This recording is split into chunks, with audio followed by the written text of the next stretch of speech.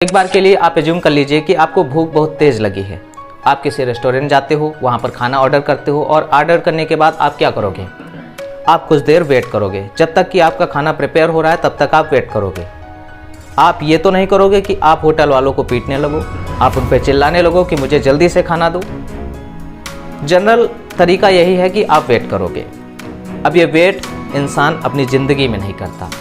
ज़्यादातर कुछ ऐसे गांव हैं जहां पर अभी भी एजुकेशन का लेवल बहुत ही बेकार है। जैसे ही बच्चे बड़े हुए, उनकी एज 18-21 हुई, वैसे ही उनकी शादी के बारे में सोचा जाने लगता है, लेकिन उनकी एजुकेशन के लिए कोई भी प्लानिंग नहीं है। उनके करियर में वो कैसे सिक्योर होंगे इसके लिए कोई प्लान नहीं करता है। बस वो बड़े हो गए, उनके आगे की लाइफ को सेटल कराने के लिए उनकी शादी के बारे में सोचा जाता है। शादी ही एक क्या उपचार है उनके जीवन के लिए। एजुकेशन, स्किल मायने नहीं रखती है। क्या आप सिक्योरिटी देते हो कि शादी के बाद भी वो खुश रहेंगे या अपने जीवन को जीना सीख जाएंगे? कोई भी गारंटी नहीं लेता। और ये गारंटी जब नहीं है तो क्यों ना हम उनको स्किल के लिए टाइम दें। ज़्यादातर लोग ये पैरामीटर बना रखे हैं कि अगर 21 में शादी करनी है तो 21 होते ही उनके लिए शादी के लिए रिश्ते ढूंढने स्टार्ट हो जाते हैं। और ऐसे में वो बच्चा भी कहीं ना कहीं मेंटली प्रिपेयर हो जाता है कि हमें शादी ही करनी है। उसका करियर में कोई फोकस नहीं होता है और इसका प्रभाव हमारे समाज पे पड़ता है।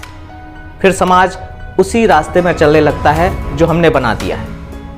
एजुकेशन का जहाँ पे कोई नामो निशान नहीं है। एजुकेशन अगर उनको मिलती है तो कहीं ना कहीं उनके माइंड में जो परिवर्तन होगा वो आगे आने वाली जनरेशन को ज़रूर इफेक्ट करेगा।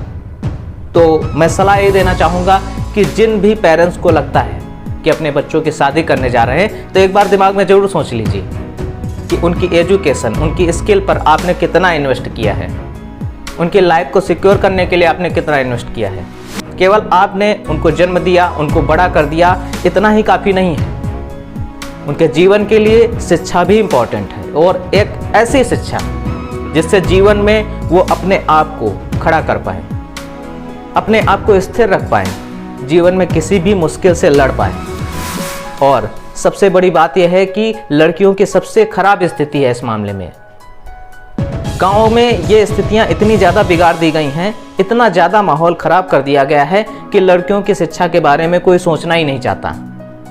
और ऐसे गाँव में मैं ये ज़रूर कहना चाहूँगा कि जागरूकता के कार्यक्रम पहुँचाए जाएँ, जिससे कि लोगों को शिक्षा के बारे में पता चले और इस बारे में भी पता चले कि लड़कियां भी आगे बढ़कर लड़कों की ही तरह एक सक्सेस पॉइंट पर पहुंच सकती हैं, जिसका आप प्रभाव आगे आने वाली जनरेशन में देखोगे।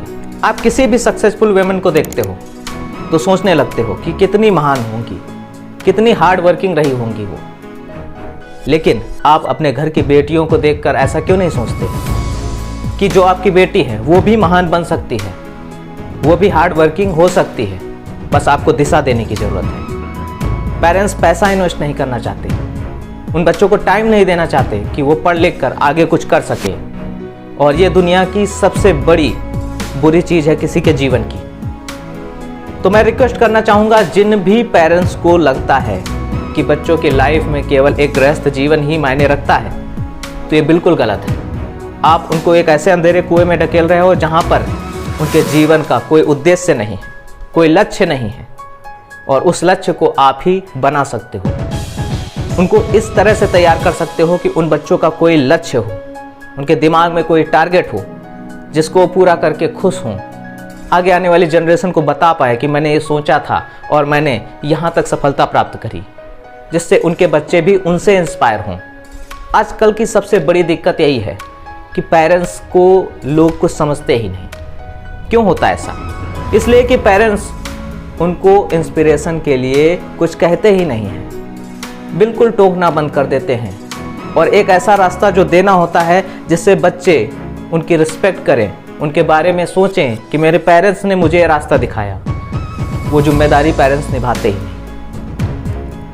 आज इंडिया में बहुत ऐसे लोग हैं जो अपने बच्चों को एजुकेशन के नाम पर कुछ देना ही नहीं चाहते। एजुकेशन में इन्वेस्ट करना उनके लिए एक फिजूल खर्ची है, और ये फिजूल खर्ची जब तक उनके दिमाग में बनी रहेगी, कहीं ना कहीं उन पेरेंट्स का तो भविष्य है ही नहीं, क्योंकि वो बच्चे आगे जब एजुकेट ही नहीं होंगे तो अपने पेरेंट्स का कैसे ख्याल रखेंगे, साथ साथ में वो अपना भी ख्याल नहीं रख पाते हैं। और ये दुर्दशा हम देख रहे हैं और आगे चलकर और देखेंगे।